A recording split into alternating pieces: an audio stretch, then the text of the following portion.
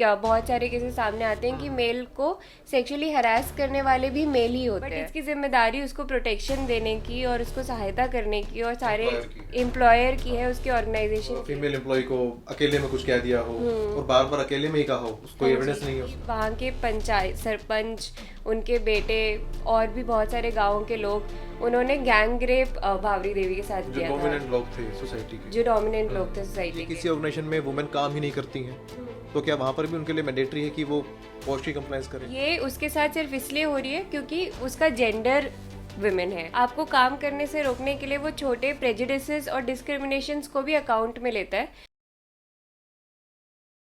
बड़ा मुश्किल है एक वुमेन होना, और अगर वुमेन वर्किंग हो तो ये मुश्किलें और बढ़ जाती हैं।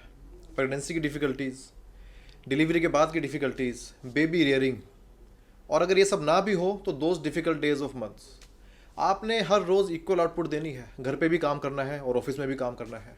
इन डिफ़िकल्टीज़ के बावजूद भी वुमेन की एम्प्लॉयमेंट में लगातार गिनती बढ़ी है। एक डाटा मेरे सामने है कि वर्केबल एज की जो वुमेन हैं, जो कि 2017-18 में 23% थी वर्कफोर्स में, 2021-22 में 32% हो चुकी हैं। करीब 10% का इजाफा सिर्फ 4-5 सालों में। बड़ा अच्छा जंप है ये। इन डिफ़िकल्टीज़ के साथ साथ जो मैंने ऊपर बात की है, एक और डिफ़िकल्टी जो है वुमेन को अपनी वर्क प्लेस पर झेलनी पड़ती है, वो है harassment, sexual harassment at work place. ये प्रॉब्लम इतनी प्रेवलेंट है, इतनी प्रोमिनेंट है कि सेंट्रल गवर्नमेंट को इसको लेके एक लॉ लेकर आना पड़ा, prevention of sexual harassment at work place 2013, short form में इसको पॉश कहा जाता है। आज हम इसी के बारे में बात करेंगे। हमारे साथ सौम्या हैं। वेलकम सौम्या, आपका स्वागत है।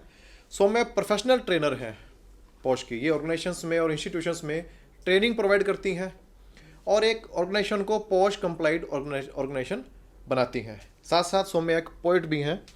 जाते हुए हम इनसे एक कविता भी सुनेंगे, तो हम आज की बातचीत शुरू करते हैं। सौम्या, आपका स्वागत है। सेक्सुअल हरासमेंट किसी वर्क प्लेस पे कितनी ज़्यादा बड़ी प्रॉब्लम है जिसको लेकर सेंट्रल गवर्नमेंट को ये लॉ लेकर आना पड़ा? सेक्सुअल हरासमेंट एक काफ़ी बड़ी प्रॉब्लम है। अक्सर ये होता है कि जब हम ट्रेनिंग देने जाते हैं तो ऑफिसेज ये कहते हैं कि हमें इसकी ज़रूरत नहीं है क्योंकि हमने कभी अपने ऑफिस में सेक्सुअल हरासमेंट की कोई कंप्लेंट नहीं देखी। तो कोई कंप्लेंट नहीं देखना या किसी कंप्लेंट के बारे में नहीं सुनना बस ये बताता है कि वो ऑफिस इन्वायरमेंट कितना ज़्यादा टॉक्सिक है। वो ये नहीं बताता कि वहाँ पे कंप्लेंट कितनी कम है। इसका मतलब ये है कि किसी भी विमेन को नहीं लगा कि वो जा करके अपनी कंप्लेंट साझा कर सकती हैं ऑफिस में या इस बात को उठा सकती हैं। मतलब वो कंप्लेंट फ्री तो है लेकिन वो हरासमेंट फ्री है, ये नहीं पता। हाँ। जी। इसीलिए जहाँ पे ज़्यादा बात हो, ज़्यादा कंप्लेंट्स हैं या ज़्यादा डिस्कशंस हो हरासमेंट की, वहाँ पे ज़रूरी नहीं है कि वो इन्वायरमेंट जो है ऑफिस का, लोगों को अक्सर लगता है कि हम अगर ये ट्रेनिंग करा देंगे या इसके ऊपर ज़्यादा बातचीत कर लेंगे तो लोग ज़्यादा आएंगे, तो उससे हमारी इमेज ख़राब होगी। तो उससे इमेज ख़राब होने का कोई लेना देना नहीं है। इसका मतलब ये है कि वहाँ पे ज़्यादा लोग फ्री हैं डिस्कस करने के लिए, अपनी प्रॉब्लम्स बता पाने के लिए। और आफ्टर ऑल आप अपने ऑफिस में यही चाहते हो, अपने वर्कफोर्स में यही चाहते हो कि आपको किसी तरीके की दिक्कत परेशानी ना आए, जो आपके काम करने की आज़ादी, जो हमारे सेक्शन 19 है, राइट टू लिव के अंदर आता है, टू वर्क विद डिग्निटी, उसको अवरुद्ध करे या उसके अगेंस्ट जाए। तो सेक्सुअल हरासमेंट एक बहुत बड़ी समस्या है, लेकिन सेक्सुअल हरासमेंट की डेफिनेशन यहाँ पे क्या है उस पर गौर देने की बात है। हाँ, कि किन चीज़ों को हम कह सकते हैं कि ये हरासमेंट में फॉल करती है कि नहीं करती, क्योंकि मुझे लगता है परसेप्शन की बात भी है कि कोई फीमेल किसी एक्ट को कैसे परसीव कर रही है। जी। जब भी हम वर्ड सुनते हैं सेक्सुअल हरासमेंट तो ऐसा लगता है कि जैसे कोई बहुत भारी भरकम शब्द है और इसके बहुत ही ज़्यादा डरावने अंजाम और डरावने मंजर होंगे, और ये बहुत, हम सबसे ज़्यादा सीरियस और ग्रेवेस्ट जो ऑफेंस और असॉल्ट हम सोच सकते हैं वही हमारे दिमाग के सामने आता है। पर sexual harassment at work place का डेफिनेशन इस तरीके से है कि वो छोटी, आपको काम करने से रोकने के लिए वो छोटे प्रेजुडिसेस और डिस्क्रिमिनेशंस को भी अकाउंट में लेता है, जिसकी वजह से किसी विमेन को वर्क प्लेस के अंदर अनकंफर्टेबल ना फील हो। कहने का मतलब ये कि पहली बात तो हम इसके डेफिनेशन में जाते हैं कि कोई भी अनवांटेड जेस्चर, एक्ट या कुछ कहना, वर्ड जो कि किसी विमेन की तरफ डायरेक्ट किया गया हो, क्योंकि ये लॉ एक विमेन को लेकर के बना था, और वो उसके कंसेंट के बिना हो, इसको हम सेक्सुअल हरासमेंट समझते हैं। इसका मतलब ये कि अब अनवांटेड में सारी चीज़ें आ सकती है। ऑब्वियसली फिजिकल असॉल्ट तो उसका एक डायमेंशन है ही जो हम जानते हैं, पर अननेसेसरली जा कर के ओवर फ्रेंडली बिहेवियर करना, बात करना, ड्रेस को लेकर के कॉम्प्लीमेंट देना, जबकि वो एक कंसेंशुअल रिलेशन आपका है नहीं वैसा वर्क प्लेस में उनके साथ, आपकी वो रेपो नहीं है, या घूरना, देखना, गेज करना, एक मेल गेज जिसे हम कहते हैं, ये तमाम चीज़ें, उसके सिवाय उसको ना करके उसके बारे में इस तरीके की, जैसे कि किसी विमेन को लेकर के वर्क प्लेस में बोलना कि ये उसके कैरेक्टर को लेकर के बातें करना, उसको लेकर के किसी थर्ड पर्सन से र्यूमर मॉन्गरिंग करना, ये सारे एसेंशियली वो चीज़ें हैं जो कि एक अनवांटेड किसी भी इंसान को फील होगी, तो जायज़ है विमेन को भी फील होगी, और ये उसके साथ सिर्फ इसलिए हो रही है क्योंकि उसका जेंडर विमेन है, मतलब ये विमेन होने की वजह से होने वाली घटनाएं हैं और ये अनवांटेड हैं। तो ये तमाम चीज़ें हैं जो अनवांटेड जेस्चर्स में आती हैं और सेक्सुअल हरासमेंट में कवर होती हैं। तो ये कितनी प्रोमिनेंट है ये प्रॉब्लम वर्क प्लेसेस पर वुमेन को लेके, जिसको लेके सेंट्रल गवर्नमेंट को लॉ लेके आना पड़ा, और लॉ से पहले की क्या पोजीशन थी? देखिए, वर्क प्लेस इसी समाज में ही एग्जिस्ट करता है, तो समझने वाली बात यह है कि हमारे समाज में अभी कितनी बड़ी प्रॉब्लम है हरासमेंट को लेके। पिछले ही समय हम बहुत भयानक घटनाएं देख रहे हैं, चाहे वो कलकत्ता का केस हो या रोज़, मतलब जो डाटा है कि हर 20 मिनट में एक रेप होता है इस देश में। तो हम ऐसे ही समाज में रहते हैं, फिर उसी समाज में से, उसी ही पेट्रियार्की में पले बड़े लोग, उसी ही माइंडसेट में, उसी ही कंडीशनिंग में बड़े बड़े लोग, चाहे वो लड़की हो या लड़का हो, वो वर्क प्लेस में आते हैं। तो ये अज्यूम करना कि वर्क प्लेस में आते ही ये चीज़ें इम्पैक्ट नहीं करेंगी और ये उस दीवारों के बाहर कर रही है, ये बहुत बेवकूफ़ाना है। ऑब्वियसली ये अपने साथ अपना सारा का सारा बैकलॉग जो इस समाज का है वो वर्क प्लेस में भी आएगा, जहाँ हम काम कर रहे हैं, वो चाहे कितनी प्रोग्रेसिव ऑर्गेनाइजेशन क्यों ना हो, वहाँ वो समाज की सारी एलिमेंट्स हमें देखने को मिलेगी। तो जाहिर सी बात है कि वहाँ पे सेक्सुअल हरासमेंट भी आएगी। तो इसके ऊपर ज़्यादा से ज़्यादा चर्चा होने से ही हम बेहतर जान पाएंगे कि ये कितनी बड़ी समस्या है। बाकी ये लॉ कहाँ से आया है, इसका इतिहास ये है कि भावरी देवी का एक केस हुआ था, जिसमें जो कि अपने आप में काफ़ी भयानक और दर्दनाक केस है। उसमें वो राजस्थान में चाइल्ड मैरिजेस ना हो इसके लिए गवर्नमेंट ऑफिशिएटेड एम्प्लॉई थी उसको रोकने के लिए, जिसको सखी नाम से वहाँ पे कहा जाता है। सखी से का सहेली के रूप में जाकर के घर घर में इसके ऊपर हाँ बताने का उनका काम था कि चाइल्ड, इसके ऊपर वहाँ के लोगों को लगा, मतलब उनके रिलीजियस सेंटिमेंट कह लीजिए, कल्चरल सेंटिमेंट कह लीजिए, हर्ट हो गए। तो उन्हें लगा कि इसको था कि चाइल्ड मैरिज तो हमारा कल्चर का पार्ट है, और वो उनका विरोध करती थी, और कोई महिला आकर के इसका विरोध कर रही है, तो इसको सबक सिखाना बहुत ज़रूरी है। यहाँ पे इंटरसेक्शनैलिटी भी है, उनकी कास्ट भी एक मेजर रीज़न थी जिस वजह से बहुत भयानक उनके साथ जो घटना हुई थी वो हुई थी। तो उसमें हुआ ये था कि वहाँ के पंचायत सरपंच, उनके बेटे और भी बहुत सारे गाँव के लोग, उन्होंने गैंग रेप भावरी देवी के साथ किया था, जो डोमिनेंट लोग थे सोसाइटी के, जो डोमिनेंट लोग थे सोसाइटी के। अब इस पे जब सुप्रीम कोर्ट में इस बात को लेकर, ये तो वाकई एक ऐसी चीज थी कि इसको सबक सिखाना है। हाँ जी, और सबक भी ऐसा कि क्योंकि ये वुमेन है तो इस तरह से इसको सबक सिखाना है। और वो उनके साथ ये हुआ क्यों, उनके साथ ये हुआ क्यों, इसलिए क्योंकि वो अपना वर्क कर रही थी, वो अपना प्रोफेशन कैरी आउट कर रही थी। तो उनको अपने प्रोफेशन कैरी आउट करने की भी आज़ादी इस देश में नहीं मिली, जिसको उन्होंने ऐसे भुगता कि उनके साथ ये असॉल्ट हुआ। तो उस पर फिर कोर्ट ने कहा था कि ऐसा कोई असॉल्ट हो रहा है तो इसमें जिम्मेदारी ऑब्वियसली जो क्रिमिनल है उनके ऊपर तो आप केस करेंगे ही करेंगे, बट इसकी जिम्मेदारी उसको प्रोटेक्शन देने की और उसको सहायता करने की और सारे एम्प्लॉयर की है, उसके ऑर्गेनाइजेशन की है जहाँ पे वो काम कर रही है। और फिर उसके एम्प्लॉयर की जिम्मेदारी है कि एक सेफ और सिक्योर वर्क प्लेस प्रोवाइड करे फीमेल एम्प्लॉइज को। हाँ जी, ताकि किसी को भी अपने काम करने की वजह से ऐसा मंजर ना देखना पड़े, क्योंकि अदरवाइज यही दो ही रास्ते बचते हैं एक महिला के पास, या तो वो इससे बेयर करे या फिर वो वर्क फोर्स के बाहर जाए। तो अगर ये दोनों ही कंडीशन आपकी फंडामेंटल राइट्स के अगेंस्ट हो जाती हैं। इसी के ऊपर उस साल काफ़ी प्रोटेस्ट भी हुए, जिससे हमने विशाखा गाइडलाइन देखी जो आई बनने में, सुप्रीम कोर्ट ने गाइडलाइंस इशू की थी, और फिर इसी के बाद ये एक्ट सामने आया। किन ऑर्गेनाइजेशंस को ज़रूरी है कि इसको ये अपने वहाँ पर इम्प्लीमेंट करें और डिक्लेयर करें कि हमारे पास पॉश कंप्लाइड एक एटमॉस्फेयर है? मेरा मतलब सवाल पूछने का ये है कि अगर मान लीजिए किसी ऑर्गेनाइजेशन में वुमेन काम ही नहीं करती हैं, तो क्या वहाँ पर भी उनके लिए मैंडेटरी है कि वो पोस्ट की कंप्लाइंस करे, या करती हैं, या कितनी वुमेन काम करती हैं, किसके लिए ज़रूरी है ये? पहली बात तो ये कि हर ऑफिस के लिए ज़रूरी है, चाहे वहाँ पे एक ही इंसान क्यों ना काम कर रहा हो। पर लॉ ये कहता है कि 10 से ज़्यादा एम्प्लॉय अगर किसी भी ऑफिस में है तो उनको ये कंप्लाइंस कराना ज़रूरी। जहाँ पे 10 से कम एम्प्लॉय काम कर रहे हैं वो कंपनी ही मतलब रजिस्टर्ड नहीं होती साथ। ठीक है। तो वहाँ उसको अनऑर्गेनाइज सेक्टर में हम देखते हैं। ओके। वहाँ पे अगर कोई एक एम्प्लॉयर के साथ कोई महिला काम कर रही है और उनके साथ ऐसी घटना होती है तो वो आईसी के तहत नहीं एलसीसी के तहत जाती हैं। तो इसके ऊपर हम आगे बात कर लेते हैं, पर उनके लिए भी संसाधन है कि वो जाकर के कंप्लेंट कर सकें।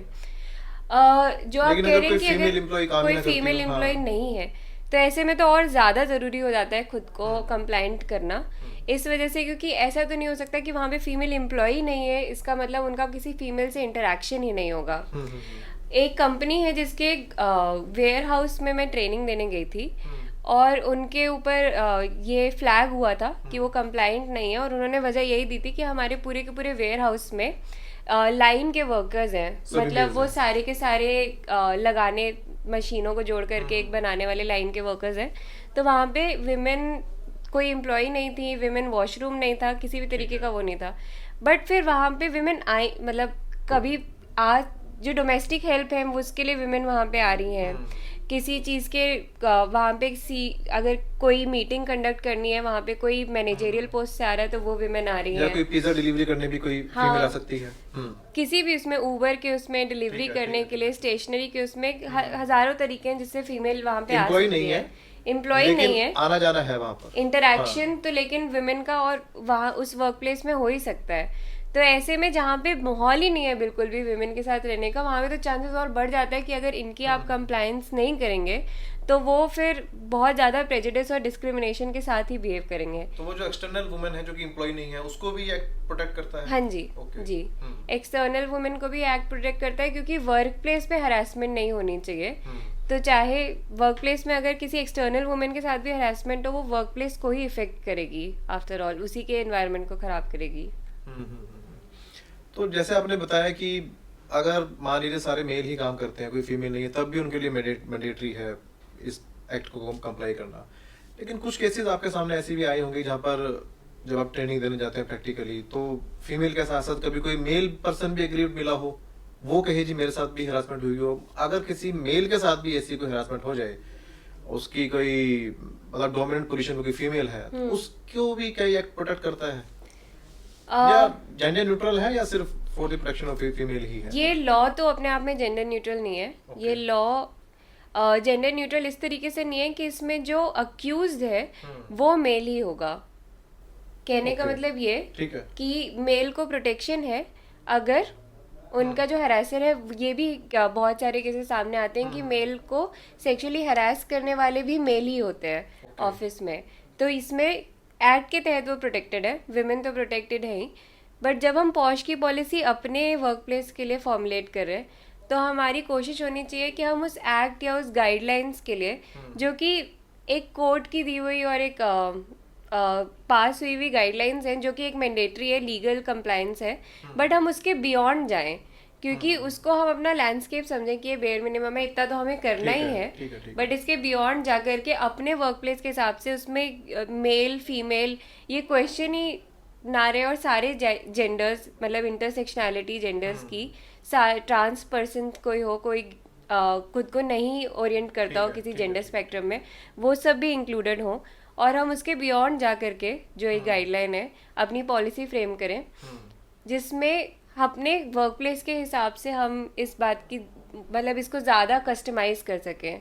ये भी हम सर्विस देते हैं एज ए लॉयर, क्योंकि किसी ऊबर कंपनी, अब जब आप एक्सटर्नल की बात करें, अगर कोई टैक्सी वाली कंपनी है तो उसमें जो भी बैठेगा वो एक एक्सटर्नल इंसान होगा, क्योंकि कस्टमर आपका आकर के आपके स्पेस में गाड़ी में बैठ करके जा रहा है।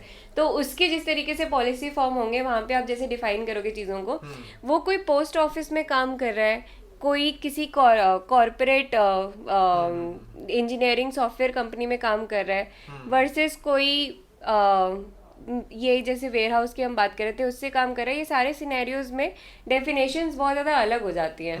तो इसलिए बहुत ज़रूरी है कि हम वर्क प्लेस के हिसाब से समझें कि क्या पॉलिसीज क्या होनी उनकी चाहिए और requirement सारे है, ही उसके हिसाब से जेंडर्स policy उसमें draft हो। इंक्लूडेड रखें। ठीक ठीक ठीक। अच्छा, कई बार वर्क प्लेस पे हम देखते हैं कि एम्प्लॉयज़ का आपस में हो सकता है कई बार बहुत कॉर्डियल रिलेशन हो, कई बार वो नहीं भी होता है, तो चांसेस रह सकते हैं ऐसे कि कोई फॉल्स कंप्लेंट भी राइज हो जाए सिर्फ इसलिए कि उसको सबक सिखाना है कुछ है। तो फॉल्स कंप्लेंट को कैसे ये एक्ट एड्रेस करता है? ऐसे चांसेस कभी आपके सामने आए हैं कभी ड्यूरिंग ट्रेनिंग? चलिए सबसे पहले हम ये बात करते हैं कि ट्रेनिंग की क्या रिक्वायरमेंट है इसमें। आप किसी ऑर्गेनाइजेशन को पॉश कंप्लीट करने के लिए फर्स्ट रिक्वायरमेंट क्या है, क्या कह रहा था उसके लिए? किसी कंपनी को पॉश कंप्लाइन करने की जो सबसे पहली रिक्वायरमेंट है वो है उसकी पॉलिसी ड्राफ्टिंग। ये यहाँ से चालू होती है कि उस वर्कफोर्स का नेचर कैसा है, वहाँ पे एम्प्लॉय एम्प्लॉयर रिलेशन कैसे है, वो ऑनलाइन है ऑफलाइन है, या कस्टमर बेस ज़्यादा है प्रोडक्ट बेस ज़्यादा है। इसके हिसाब से हम टेलर नीड के हिसाब से कस्टमाइज करते हैं उनकी सारी की सारी पॉलिसीज़ को। जब ये पॉलिसी फ्रेम हो जाती हैं उसी के ऊपर हमारी फिर अगली कोशिश होती है जाकर के ट्रेन करने की उस ऑफिस में। अब ट्रेनिंग के भी दो पार्ट हैं। जब आप पॉलिसी फॉर्म करते हैं तब आप आईसी भी फॉर्म करते हैं जो कि इंटरनल कमेटी है। इंटरनल कमेटी का काम होता है इन्वेस्टिगेशंस वगैरह करना कोई कंप्लेंट आने पर। तो एक ट्रेनिंग तो होती है हम एम्प्लॉय को, जहाँ पे हम बताएं कि वर्कफोर्स क्या है, एम्प्लॉयर क्या है, एम्प्लॉय क्या है, सेक्सुअल हरासमेंट क्या है, आप इसकी रेमेडी कैसे ला सकते हैं। एक ये ट्रेनिंग होती है जो हम वर्कफोर्स पर देते हैं, और दूसरी ट्रेनिंग ये होती है जिसमें हम आईसी को इस चीज़ के ऊपर ट्रेन करते हैं कि वो ऐसे मामले आने पे इन्वेस्टिगेट कैसे करे, वो एविडेंसेस कैसे कलेक्ट करे, वो प्रूफ कैसे करे, वो इस रिपोर्ट को लिखे कैसे। इस पर एज एक्सटर्नल मेंबर हम पैनल भी होते हैं ताकि उनको थ्रू आउट द प्रोसेस हम गाइड करें पेपर वर्क पे।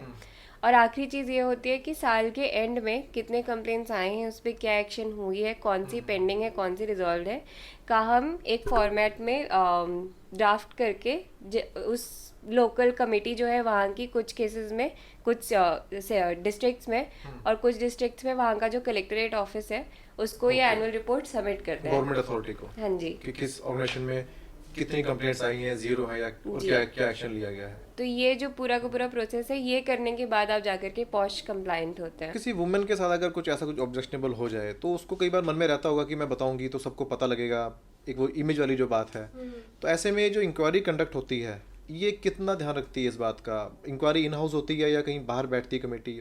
कैसे करते हैं इस चीज़ को कि इस बात का ध्यान रखा जाए कि उसकी प्राइवेसी भी ब्रीच ना हो? इस बात को लेकर के खास तौर पर ध्यान दिया गया है इस एक्ट के अंदर, क्योंकि आफ्टर ऑल ये आपका वर्क प्लेस है। यहाँ पे आपको अपना ब्रेड एंड बटन अर्न करने के लिए आप जा रहे हैं। आपको हो सकता है कि बहुत ज़्यादा कॉन्फ्रंटेशन और लड़ाई में नहीं जाना हो, क्योंकि आप एक बहुत पीसफुल एनवायरनमेंट में काम करना चाहते हैं। तो ऐसे में ये भी हो सकता है कि आप कंप्लेंट करें और वो तब सबके लिए एक गॉसिप और टॉक बन जाए। तो आपके लिए वो एनवायरनमेंट काफी ज्यादा टॉक्सिक और खराब हो जाए बात करने के लिए। कि ऐसा होगा किसी के साथ। जी बिल्कुल। और ये दोनों ही तरफ हो सकता है। अगर कंप्लेंट मतलब ये भी हो सकता है कि आपको लगा हो आप, और फिर दोनों ही तरफ पे काउंसलिंग होकर के आपने ये समझा हो कि कैसे ऐसी चीज़ों को डील करना है या किसे कैसे आगे जाना है। तो और या फिर फॉल्स कंप्लेंट हो या आप अनसब्सटेंशिएटेड कंप्लेंट हो, तो जिसके ऊपर हुई है कंप्लेंट वो सही नहीं निकलती और वो तुरंत वो अगर टॉक ऑफ द टाउन बन जाता है तो उसके लिए भी वर्क प्लेस में काम करना काफ़ी ज़्यादा मुश्किल और ख़राब हो सकता है। तो इसमें ये चीज़ का काफ़ी ध्यान रखा जाता है कि हम सीक्रेसी जो है वो कंप्लेंट की मेंटेन करें। सीक्रेसी का मतलब अब ये भी नहीं है कि जो कंप्लेन करने आ रहा है उसको आप बोलें कि अगर आपने किसी भी और को बताया तो हम ये कंप्लेन नहीं लेंगे। ये जाहिर सी बात है कि कंप्लेन करने से पहले वो किसी ना किसी को तो इससे बात की होगी, किसी ना किसी से बात करके अपने क्लोज फ्रेंड से की हो, अपने कलीग से की हो, तो वो भी वो ऑनेस्टली ट्रांसपेरेंटली बता दें, मेंशन कर दें कि किस किस से उन्होंने बात करी है, जिनके ऊपर भी फिर कंपनी ये चीज़ डाल दे कि अब इसके आगे आप वो ना करें।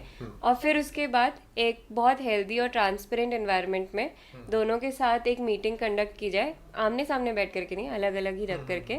बट ये मीटिंग इस तरीके से कंडक्ट हो, इंक्वायरी इस तरीके से कंडक्ट हो कि पूरे ऑफिस में इसको लेकर के हो हल्ला ना मच जाए। अब इसके लिए ज़रूरी नहीं है कि आप बाहर ही जाए, हर ऑफिस के पास हो सकता है ये संसाधन ना हो कि वो कोई बाहर की जगह जा कर के इसको कंडक्ट कराए, पर आप उसको एक वॉल्ड स्ट्रक्चर के अंदर, एक कैबिन के अंदर इस तरीके से कंडक्ट करें कि हर किसी के लिए, मतलब हर किसी के लिए वो गॉसिप ना हो, या हर किसी के तक ये बात ना जाए जब तक इसकी रिपोर्ट नहीं आ जाती है। सीक्रेसी का मतलब ये भी नहीं है कि रिपोर्ट आकर के उसको आप नहीं जाहिर करेंगे। जब रिपोर्ट आएगी तब आप उसको सामने लाएंगे, दोनों को, कंप्लेनेंट को भी और अक्यूज्ड को भी देंगे, और उसके ऊपर एक्ट करेंगे। तब आप एम्प्लॉयर को भी बताएंगे। तब आप ये नहीं बोल सकते कि हम कंप्लेनेंट को इसलिए नहीं बता रहे हैं रिपोर्ट क्योंकि हमें सीक्रेसी मेंटेन करनी है। वो तो उसका राइट है जानने का, वो उसका राइट है ultimate जानने result क्या का। निकला उसका। तो ये सीक्रेसी वाला जो पूरा का पूरा कंसेप्ट है वो भी काफ़ी पॉश एक्ट में लोगों के लिए कंफ्यूजिंग हो सकता है और काफ़ी पेचीदा हो सकता है, क्योंकि लोग सीक्रेसी को किस तरीके से मैन्यूवर करें इसको लेकर के बहुत सारी, कभी कभी हमने मामले ऐसे भी देखे हैं कि किसी ने बोला हो कि आपने क्योंकि सीक्रेसी नहीं मेंटेन करी हम आपकी कंप्लेंट नहीं लेते, आपने क्योंकि किसी से पहले बात कर ली। अब ये तो अपने ऊपर से वो जिम्मेदारी हटाने वाली बात हो गई कि आपने अपने ऊपर से पल्ला झाड़ दिया। ये करना बिल्कुल भी जायज़ नहीं है। आपने कंप्लेंट लेनी ही है, सुननी ही है, और आपने कोशिश करनी है। एज अ कमेटी आप जा कर के नहीं किसी को बताएंगे, और आप उनको डायरेक्ट करेंगे कि वो सीक्रेसी मेंटेन करें और स्ट्रिक्टेस्ट टर्म में मेंटेन करें। पर हाँ, पर इसको लेकर के आप रिपोर्ट ना लाएं या इसके पीछे, इसकी आड़ में आप ठीक से इंक्वायरी ना करें, ये भी ठीक नहीं है। ये भी आप नहीं कर सकते। तो इसमें कंप्लेंट की है, मान लीजिए कंप्लेंट प्रूव नहीं हो पाई है ना, तो फिर कहा जाता है कि झूठी कंप्लेंट थी। या मान लीजिए कोई फॉल्स कंप्लेंट ही है, उसके क्या कॉन्सिक्वेंसेस हो सकते हैं, और अगर जो विक्टिम है वो प्रूव ही ना कर पाए तो क्या उसके ऊपर भी कुछ पेनल्टी लगती है इस तरह की भी, क्योंकि आपकी कंप्लेंट झूठी थी या आप प्रूव नहीं कर पाए हो? उसको लेकर कैसे डील किया जाता है? पॉश एक्ट में ये समझना बहुत ज़रूरी है कि बहुत सारी कंप्लेंट्स ऐसी हैं जो कि सब्सटैंशिएट नहीं हो सकती, क्योंकि जिसका जो एविडेंस है वो it is mostly a voice of one person against another person. किसी ने लड़की और फीमेल एम्प्लॉय को अकेले में कुछ कह दिया हो और बार बार अकेले में ही कहा हो, उसको एविडेंस नहीं है उसका। बिल्कुल। या किसी ऐसे नंबर से बात कर रहा हो, कोई इलेक्ट्रॉनिक एविडेंस ना हो, या घटना ऐसी जगह हो जहाँ पे कोई सीसीटीवी फुटेज ना हो। ऐसे सारे सिनेरियोज में जहाँ पे voice of one person against another person है, हमें ये देखना होगा कि प्रोपोर्शनल, मतलब प्रोबेबिलिटी कितनी है इस घटना की होने की। और हम देखता है ये कमेटी देखेगी। कमेटी का काम ये देखना है कि इस घटना होने की प्रोबेबिलिटी कितनी हो सकती है। क्यों कोई आकर के एक झूठी कंप्लेंट करेगा, प्रोबेबिलिटी कितनी है, इसमें ये भी आ सकता है कि इसके पहले के रिलेशन क्या है, पहले के टर्म्स क्या रहे हैं, क्या कोई ऐसी रिपोर्ट थी जो कि इस इंसान के खिलाफ आनी थी या आई है जिसके रिटेलिएशन में उन्होंने ये चीज़ करी हो, या फिर क्या कोई पहले का झगड़ा था। ये तमाम चीज़ें, तो अगर आपको लगता है कि कोई भी ऐसी वजह नहीं है कि कोई आकर के झूठी कंप्लेंट करेगा, तो आप उस प्रोबेबिलिटी के हिसाब से ये तय करते हैं कि क्या ये हुई होगी या नहीं हुई होगी, और हुई होगी और नहीं हुई होगी के ही बेसिस पे आप अपना जो है डिसीजन लेते हैं। अब इसमें समझने वाली बात यह है कि वर्क प्लेस में डिसीजन होते किस किस्म के, क्योंकि ये तो सुन के लग रहा है कि अरे किसी ने नहीं भी किया हो फिर भी उसके खिलाफ डिसीजन आ जाएगा। हाँ, क्योंकि जैसे क्रिमिनल लॉ में काम चलता है तो उसमें तो स्ट्रिक्ट प्रूफ जब तक ना हो जाए तब तक उसको इनोसेंट माना जाता है, लेकिन यहाँ पे मुझे लग रहा है कि प्रोबेबिलिटी के ऊपर है। हाँ। क्योंकि यहाँ पे जो रेमेडी है वो उसका भी नेचर अलग है। अभी आफ्टर ऑल वर्क प्लेस है, वर्क प्लेस में ग्रेवेस्ट ऑफ द ऑफेंस हो जाए तो भी बॉस उठा के जेल में तो नहीं डाल देगा उस इंसान को जो अक्यूज्ड है, वो तो एक सिविल नेचर में ही होगा। तो वो जो हाईएस्ट आप कर सकते हैं वो ये है कि आपने ऑफिस से निकाल सकते हैं। बट क्या किसी ग्रेव कंप्लेंट की, जैसे कि रेप होता है, एम्प्लॉयमेंट से टर्मिनेशन एक जस्टिस वाला डिसीजन है, वो कहीं से भी नहीं है। बट हाँ, वो वर्क प्लेस के लिए जरूरी है कि वर्क प्लेस में कोई ऐसा इंसान ना एग्जिस्ट करे। तो अगर कोई ऐसा ऑफेंस कमिट हो जाएगा फिर तो पुलिस इन्वॉल्व हो जाएगी, आईपीसी इन्वॉल्व हो जाएगा, फिर तो वो कोर्ट का मामला हो जाएगा। वो कोर्ट का मामला हो जाएगा। बट ऑफिस के हाथ में इतना ही है कि वो टर्मिनेट कर सकती है। तो इसके सिवाय वो क्या क्या चीज़ें हैं जो डिसाइड करती है, एक ये है कि आप काउंसलिंग देते हैं उस इंसान को, आप वार्निंग देते हैं, आप अपॉलॉजी मांगते हैं, हो सकता है आप उसको पब्लिक वर्क या वेलफेयर वर्क करने के लिए डायरेक्ट करें, अगर कुछ ज़्यादा ही गंभीर मामला है तो हो सकता है आप डैमेजेस दें कि किसी को नुकसान हुआ है हरासमेंट की वजह से, तो उसको डैमेजेस कंपनसेट किया जाए। हम्म। और फिर सस्पेंशन और टर्मिनेशन, हम्म। ये सारी चीज़ें हैं जो होती हैं। तो अगर आपको प्रोबेबिलिटी ऐसी लगती है कि हो सकता है ऐसा किया हो, तो उसमें कोई मतलब बड़ा मसला नहीं है। आप उनको कहें, एक वार्निंग दें और आप कहें कि अगर ऐसी ठीक है, कोई ठीक है, ठीक है। मिसअंडरस्टैंडिंग है तो इस चीज़ को लेकर के खुद को सेल्फ करेक्ट किया जाए। खुद के अंदर झांक करके देखा जाए कि क्या हमने ऐसा कुछ किया हो जिससे सामने वाले को अनकंफर्टेबल ठीक लगा हो। है, वो डिपेंड क्योंकि करते ग्रेविटी भी कितनी थी जी, उसके एक्ट की। क्योंकि अगर कोई हाँ। कह रहा है उनको अनकंफर्टेबल लगा है तो उनकी बात को आपको ट्रस्ट तो करना पड़ेगा कि ये उनकी भी एक सच्चाई है कि उनको किसी चीज़ को लेकर के अनकंफर्टेबल लगा है। तो इसके ऊपर आप एज एन ऑर्गेनाइजेशन खुद को सेल्फ करेक्ट करें। टीम्स हो सकता है अलग कर दें, अलग अलग मतलब रिपोर्ट किसको किया जा रहा है किसको नहीं किया जा रहा है, ये वाले स्ट्रक्चर्स में कुछ फेरबदल कर दें और आप उनको काउंसलिंग सजेस्ट करें और आप उनको एक मौका दें खुद को सेल्फ करेक्ट करके सामने Correction आने का। के लिए। लेकिन अगर मेल एम्प्लॉय कहे कि नहीं, जो एलिगेशन है वो बिल्कुल फॉल्स है, और जो आपने मुझे पनिशमेंट दी है, मेरी जो वेज कट कर दी है या डिमोशन कर दी है, या जो मुझे आपने वार्निंग लेटर भी इशू की है वो गलत है, मैं इसको एक्सेप्ट नहीं करता हूँ, तो क्या इतना ही कहना काफ़ी उसके लिए मैं एक्सेप्ट नहीं करता हूँ, या उसके पास भी कोई रेमेडी है अपने लिए फर्दर, अब मतलब इन सॉर्ट ऑफ अपील इसमें किसी के फर्दर ऊपर जाके कहना कि जो कमेटी ने डिसाइड किया है दैट इज रॉन्ग? ये चीज़ कैसे डिसाइड होएगी कि कोई कंप्लेंट अनसब्सटैंशिएटेड है या फॉल्स है? अनसब्सटैंशिएटेड का तो मतलब बस इतना है कि एविडेंस नहीं है, प्रूफ नहीं है, voice of one person against another person है, और आपको प्रोबेबिलिटी में इतना लग रहा है कि हो भी सकता है नहीं भी हो सकता है, एकदम 50-50% का चांस लग रहा है। तो इसमें आप एक क्या जो आइडियल वे है कि फिर भी आप एक माहौल ठीक करने को लेकर के जो स्टेप्स ले रहे हैं वो ले सकते हैं। बट फॉल्स कंप्लेंट हम तभी मानते हैं जब जो कंप्लेनेंट है उसके अगेंस्ट हमें ऐसे प्रूफ मिले कि उसने मलेशियसली एक्ट किया है। अब वो प्रूफ हो सकते हैं कि हमारे पास सामने आए कि उसने कुछ प्लांट किया है, झूठ बोला है, झूठ बोलने का कोई कॉन्ट्रडिक्टरी स्टेटमेंट्स का हमारे पास एविडेंस हो, ठीक है। मतलब विलफुली कंसीडिंग ऑफ कुछ फैक्ट हो, या कोई एविडेंस प्लांटेशन हो, इस मतलब जो तरीके की तमाम प्रोबेबिलिटी चीजें। ये थी कि उसने कुछ गलत किया ही होगा मेल एम्प्लॉय ने, अगर यहाँ पर भी प्रोबेबिलिटी नजर आ रही है कि हो सकता है इसने झूठ बोला हो, तो उस हिसाब से तो ही लेकिन फिर हम भी मान लीजिए हाँ विक्टिम और मेल एम्प्लॉय दोनों को लग रहा है कि हमारे साथ इंजस्टिस हो गया, कमेटी की रिपोर्ट ठीक नहीं है, तो फिर उस फर्दर उनके पास क्या है करने के लिए?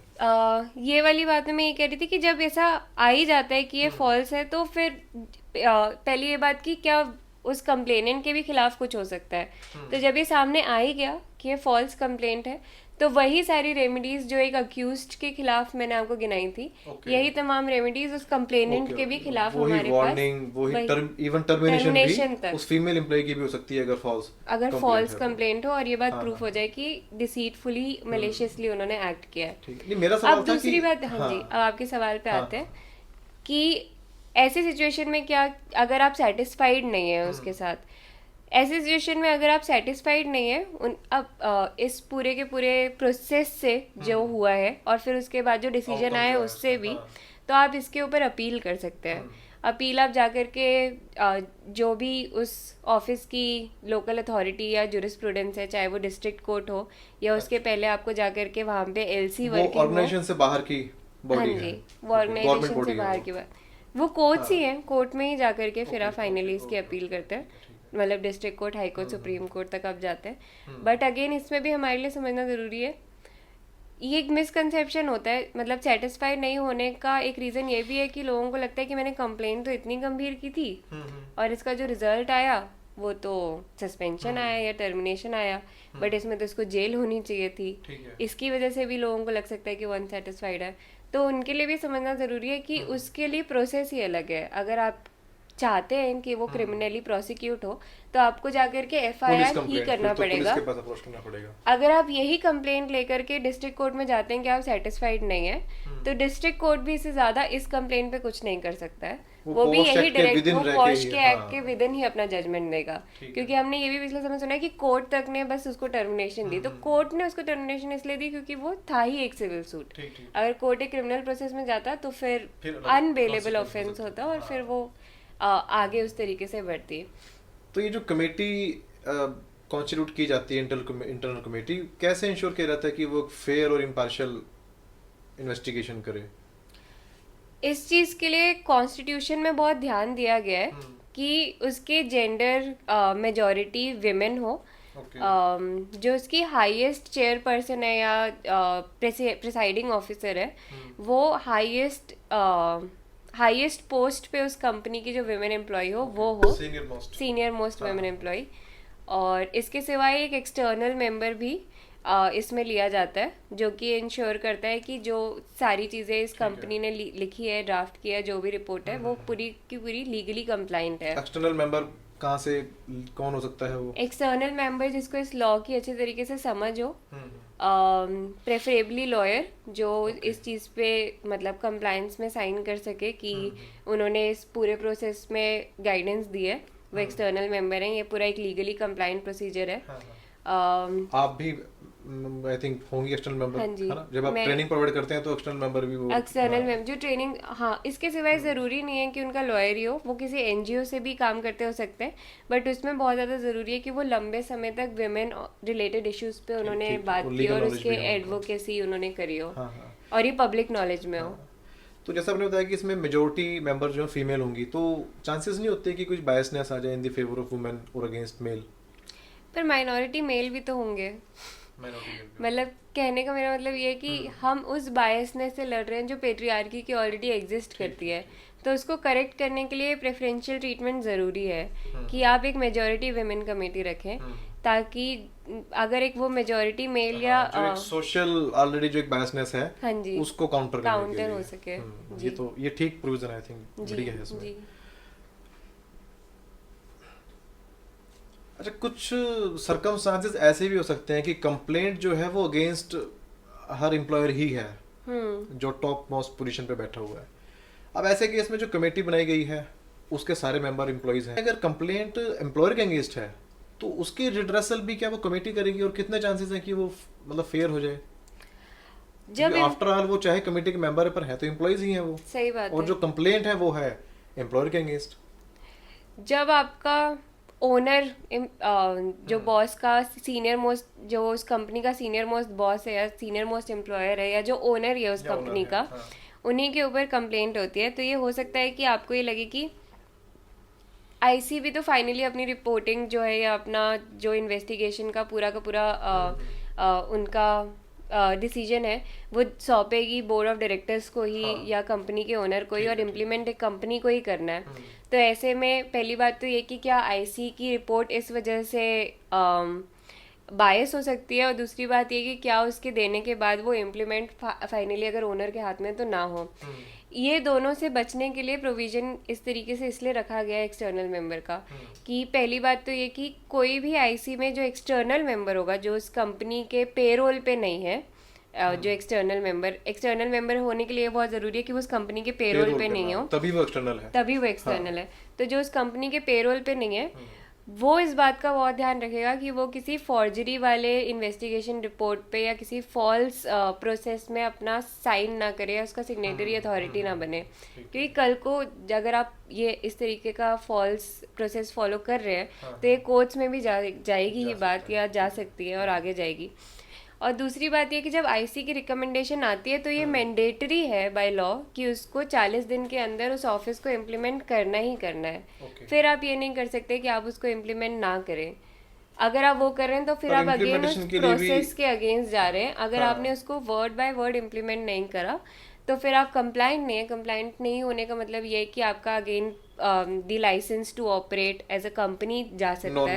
की वजह से। और पर वो रिपोर्ट भी तो तभी कंप्लाई विद होगी अगर रिपोर्ट ऐसी बन भी जाए एम्प्लॉयर के अगेंस्ट, पर वो बताया आपने कि एक्सटर्नल मेंबर है की वजह से तो उसकी फिर भी अगर उसके बावजूद किसी को ये लगता है कि रिपोर्ट बायस है, जो कि इसके बावजूद भी केसेस ऐसे आते हैं कि रिपोर्ट्स बायस्ड हों, वहाँ पे नेचुरल जस्टिस के प्रिंसिपल्स ना अप्लाई किए गए हों, तो इस चीज़ के लिए हमारे पास कोर्ट्स हैं जिसके पास हम जा कर के ये प्रूव कर सकते हैं कि कैसे वो पूरी की पूरी, ना केवल वो अक्यूज सही अक्यूज है, कंपनी भी इसमें पार्टी है क्योंकि उन्होंने ठीक से कंप्लायंस नहीं किया, उन्होंने ठीक से ट्रेनिंग नहीं करी, उन्होंने उसके बाद ठीक से प्रोसेस भी नहीं फॉलो किया, और फिर उसके बाद कंपनी और बुरे तरीके से it is held in, because फिर उसके बाद तो सीक्रेसी का कोई मामला ही नहीं रह जाता ना। तो फिर अब आप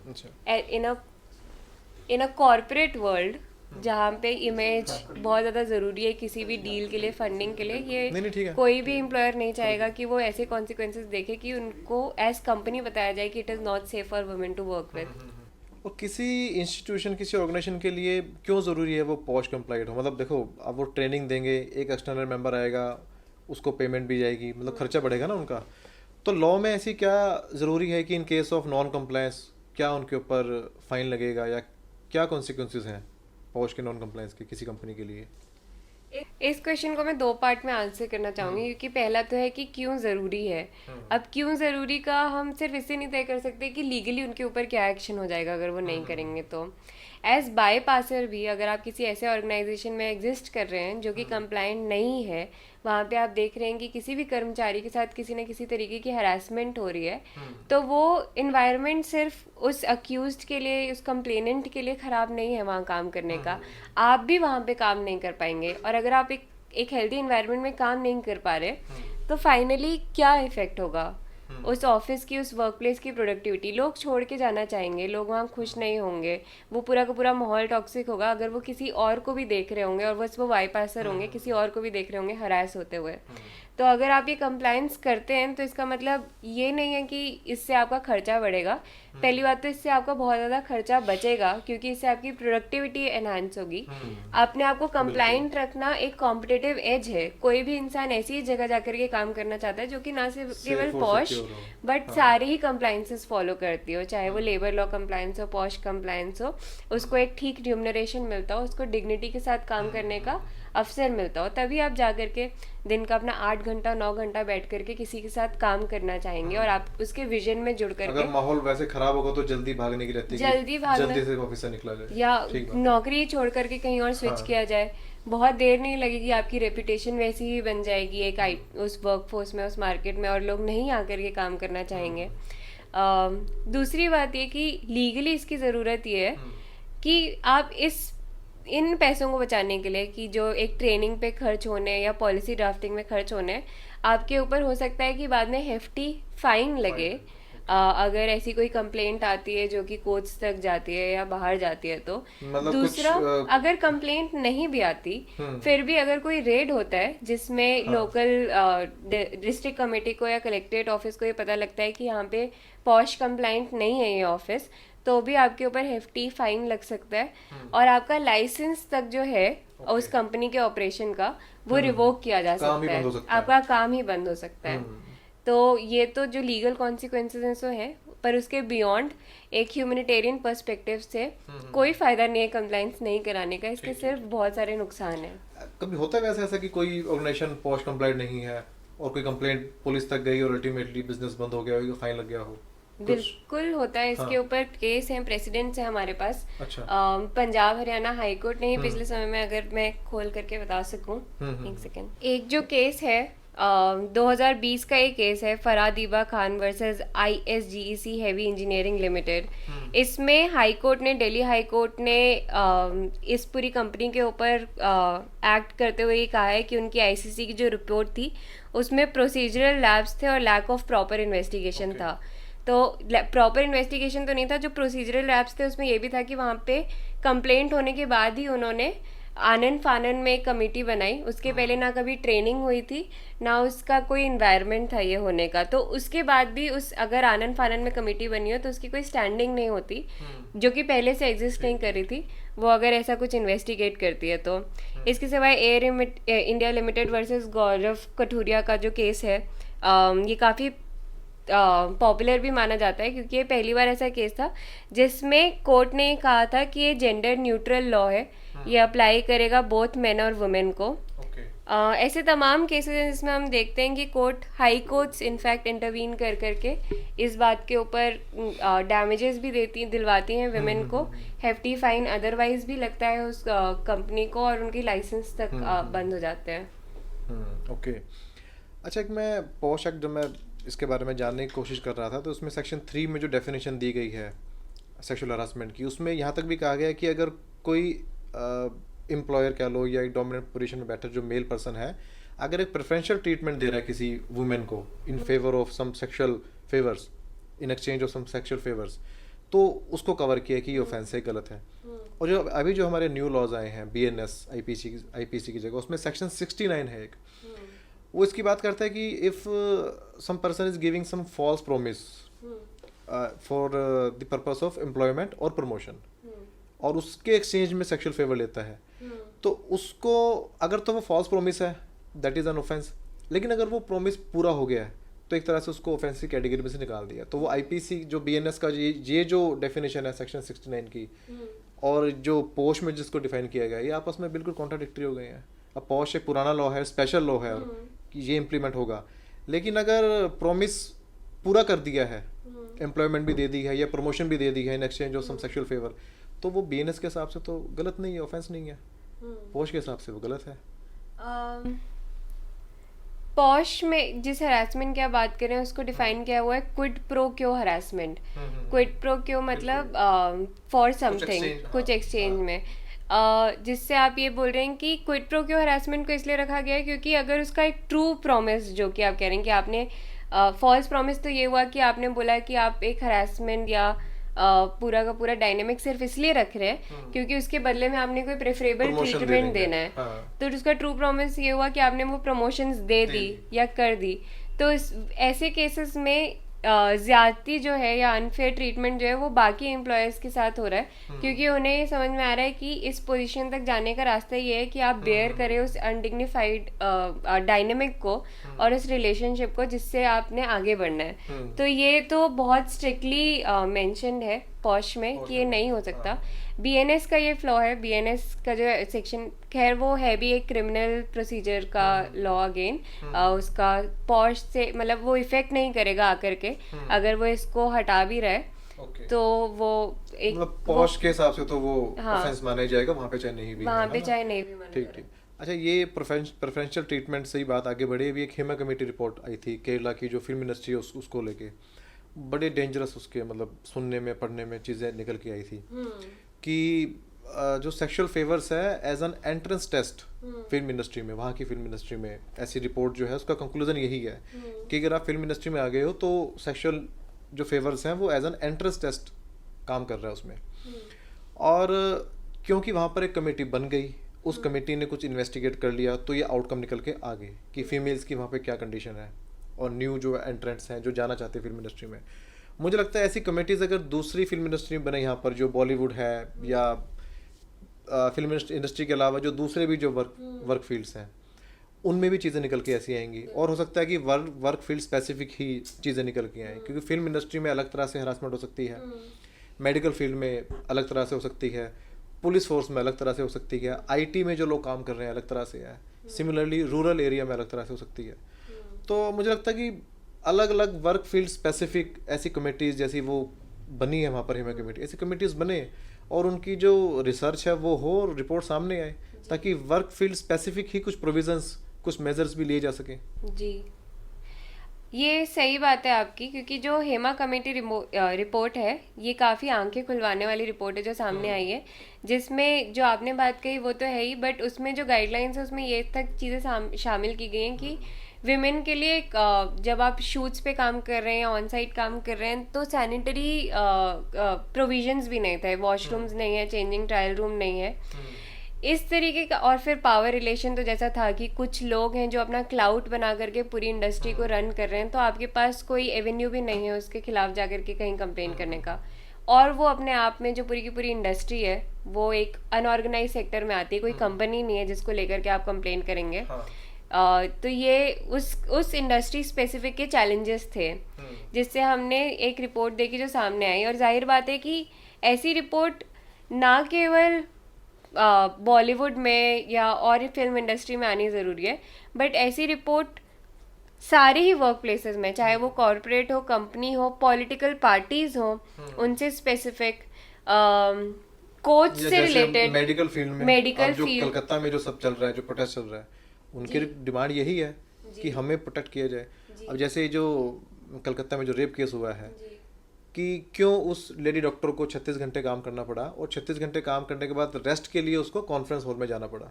अगर वहाँ पर एक सेफ और सिक्योर एनवायरनमेंट होता, एक डेजिग्नेटेड प्लेस होती, रेस्ट रूम होता, तो शायद ये चीज़ें अवॉइड हो सकती हैं। ऐसी चीज़ें ये चीज़ें अवॉइड करने का और इससे रेमेडी पाने का सबसे एकमात्र सोल्यूशन यही है कि डायनेमिक्स जो है, पावर डायनेमिक, वो इस तरीके के इवॉल्व ही ना हो कि कोई अपना एम्प्लॉयमेंट के पोजीशन को, एज एन एम्प्लॉयर पोजीशन को इस तरीके से मिसयूज कह लीजिए कर पाए। और दूसरी बात ये कि उसके ऊपर ट्रेनिंग लगातार होनी चाहिए।